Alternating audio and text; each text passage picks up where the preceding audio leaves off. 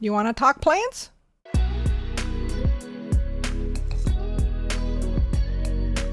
Blueberries. Scientific name, genus Vaccinium, a name of unclear origin used for blueberry plants since antiquity. Family, Ericaceae or Ericaceae. Cousins, cranberries and huckleberries. Plants of the genus Vaccinium are mostly circumboreal, with a wide distribution in North America, Europe, Asia, and occasional some species growing farther south.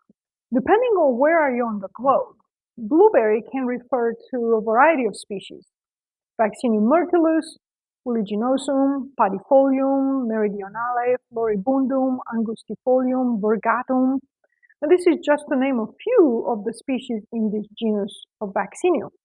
Too much? You might consider stop watching this right now. But this is the beauty of biology. Diversity through adaptation. Adaptation which gives us so many kinds of blueberries. Vaccinium myrtillus, also known as bilberry, grows low to the ground in dense populations on acidic soils in Europe, Asia, Japan, Greenland, Iceland, and Western North America. Vaccinium myrtillus has small individual fruits, not in a cluster, and are usually picked from the wild. But what they lack in size, they definitely make up in potency. Their small fruits are rich in healthy phytonutrients. Vaccinium uliginosum, or bog bilberry, is native to cool temperate regions of northern hemisphere. From low altitudes in the Arctic to high altitudes south to the Pyrenees, Carpathians, Caucasus, all the way to the mountains in Mongolia, China, Korea, and Japan, as well as Sierra Nevada and Rocky Mountains in North America. Vaccinium uliginosum, bog bilberry, is similar to bilberry, Vaccinium myrtillus. In comparison, uliginosum has brown woody stems, while myrtillus has green stems. If you happen to be in Portugal, on the islands of Madeira and Porto Santo, you can find growing on mountain plains at 800 to 1700 meters altitude Vaccinium padifolium, Madeira blueberry, a species endemic to these islands of Madeira. Across the Atlantic, also at high elevations in Bolivia, Colombia, Ecuador, Peru, and Venezuela, you can find Andean blueberries, Vaccinium meridionale and Vaccinium floribundum. All of these species of blueberries are mostly foraged from the wild. And North America has even more species that are also of mostly foraging importance. Vaccinium angustifolium, a low bush species reaching about 60 centimeters tall, growing throughout United States and Canada. And Vaccinium virgatum, a high bush species which can grow to over 6 meters tall throughout southern United States and Mexico. Vaccinium virgatum can tolerate warm and dry conditions better than other species of blueberries. And speaking about warmer weather, the reason why blueberry species are usually constricted to colder climates, either at high latitudes in the Arctic or high altitudes in the mountains, is because they have adapted to a particular number of chill hours, which sounds counterproductive. We know that plants need warmth to grow and reproduce, but not so much when you adapt to areas that cannot provide that continuously, such as species of blueberries and apples, which puts climate change in one more light. Do we want this high diversity of blueberries to thrive? Most blueberries eaten throughout the world come from one North American species, Vaccinium corymbosum, known as northern highbush blueberry. The specific epithet corymbosum referred to its type of inflorescence, a corymb. Corymb is a type of inflorescence where the flowers that are lower on the stem will have longer pedicels, reaching out to the same level as the flowers that are higher on the stems, which have shorter pedicels, giving the inflorescence an overall flat top appearance. Vaccinium corymbosum can grow over 2 meters tall, making it easier to pick than low bush blueberry species. And fruits are clustered together due to the corymb, also making fruit picking more efficient. Pre-Columbian North American populations were consuming blueberries for thousands of years. But early in the 20th century, Elizabeth Coleman White was working with her parents on their cranberry farm in New Jersey, and she was interested in cultivating blueberries. So she offered financial rewards to people that found blueberry plants with unusual large fruit. Later, she reached out to Frederick Colville, a botanist who was studying wild blueberries. These early efforts of cultivating Vaccinium corymbosum led to understanding several aspects of growing blueberries: the importance of acidic soils, and that blueberries do not easily self-pollinate. Blueberries and other members of the Vaccinium plant genus, as well as other members of the Ericaceae plant family, adapted to a very ingenious coevolutionary type pollination, buzz pollination. Buzz pollination uses high-frequency buzzing vibrations to shake off pollen from their otherwise quite protected stamens in their upside-down urn-shaped flowers. Best pollinators for such specialized flowers are bumblebees, wild bees, and honeybees. These early 20th century selection efforts of the best genotypes to use in cultivation led to a doubling in size of the fruit and made blueberries a valuable crop around the world. Vaccinium corymbosum is now cultivated throughout North America, with top producers on the West Coast in Oregon, Washington, California, and British Columbia, in the middle in Michigan, on the East Coast in Georgia, New Jersey, and North Carolina. Vaccinium corymbosum is cultivated in Germany, Sweden, and Netherlands since the 1930s. And Romania started cultivating tall bush blueberries in 2000s and is rapidly increasing production. Vaccinium corymbosum is also cultivated in the Southern Hemisphere, in Peru, Brazil, Chile, Argentina, Uruguay, as well as in South Africa and Zimbabwe, in New Zealand and Australia. So why is everybody growing and eating blueberries, and why should you consider adding more blueberries to your life? Like all berries, blueberries are low in calories, have a low glycemic load, and are a good source of vitamins, antioxidants, and dietary fiber. Blueberries are blue because they contain anthocyanins, which from Greek translates to blue flower pigments, with anthos flower and cyanin blue, like these blue flowers of Tradescantia spiderwort. Blueberries contain iron, phosphorus, calcium, magnesium, manganese, zinc.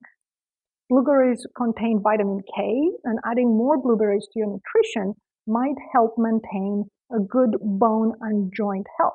1 cup of blueberries provides about a quarter of the recommended daily intake of vitamin C. And besides immune support, vitamin C can help collagen, support skin health, and prevent wrinkles. Eating more blueberries adds dietary fiber, which maintains regularity and a healthy digestive tract and gut flora. More fiber helps reduce the total amount of cholesterol in the blood, improving cardiovascular health. Regular consumption of anthocyanin from a variety of fruits, including blueberries, 2 to 3 times a week might reduce the risk of heart attacks. Besides helping reduce the total amount of cholesterol, blueberries can help produce more nitric oxide, which helps smooth muscle relax, which reduces blood pressure. Eating more blueberries might help reduce fasting blood sugar levels, helping managing glycemia. Vitamin A, C, and E are powerful antioxidants that might help protect cells against damage caused by free radicals.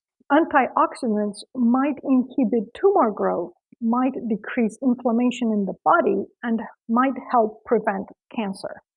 Blueberries contain folate, important in DNA synthesis and repair, which can prevent mutations and cancer. More blueberries in your diet might help improve mental health, might improve short-term memory, might slow cognitive decline associated with age. Growing blueberries. Blueberries grow on shrubs and are relatively easy to grow. Several ideas to keep in mind. Blueberries need acidic soil, rich in organic matter, and even though you should provide water in dry spells of the season, the soil should be free draining. Blueberries grow best in full sun but sheltered from strong winds. And growing 2 or more varieties of blueberries for cross-pollination will increase fruit production. It will take a few years to produce fruit, starting to have a relatively good crop about year 5. In 8 to 10 years, your blueberry bushes will reach full size, after which they will go on for many decades. And when it comes to longevity, this is pretty good for fruit-producing plants, even better to some fruiting trees. Good blueberry bush care includes weeding and mulching. Pine leaves mulch is a great idea as it's acidic, but you still need to add some good acidifying fertilizer. I use Epsoma in spring and fall after I weed and I add more natural mulch. I used to use peat moss for a variety of horticultural benefits, acidifier, water retention, looser soil, but then I realized that taking peat moss from peat bogs can be damaging for these very fragile and very impressive ecosystems. Peat bogs cradle a diverse vegetation that depends on these acidic soil. Unless you know that your peat moss is from areas that do not damage natural peat bogs, I suggest against using peat moss. In the fall, blueberry bushes provide an added splash of beautiful color to the end of the season. In winter, blueberry bushes can benefit from some pruning, mostly to remove dried branches and even some of the older branches that will produce smaller and less fruit the next season. And never remove more than 20% of the bush and complete pruning during the dormant months of the year in the northern hemisphere, preferably before March. If you don't have the space or you don't want to wait for several years for your own blueberries to grow, see if your area has some U-Pick farms or a good source of organically, ecologically grown blueberries. How should you enjoy your blueberries? Anywhere you like, fresh, frozen, dried and powdered, jams. Besides their great health benefits, blueberries are very little work. Strawberries come with these green sepals you have to remove. Stone fruits such as peaches, plums, and apricots have a pit you have to remove.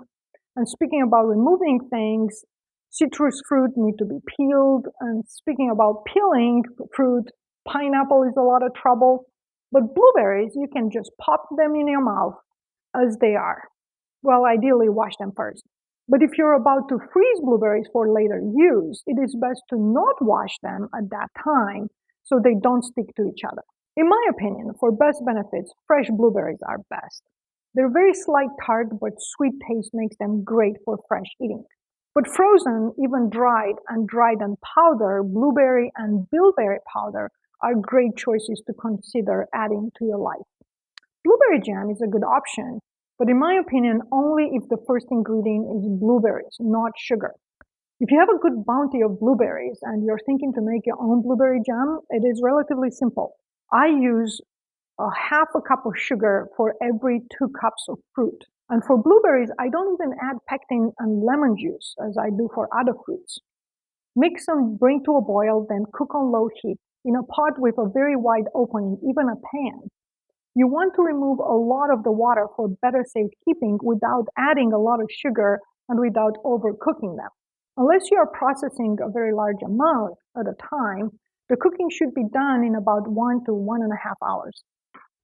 Can we even talk about blueberries without talking about pancakes?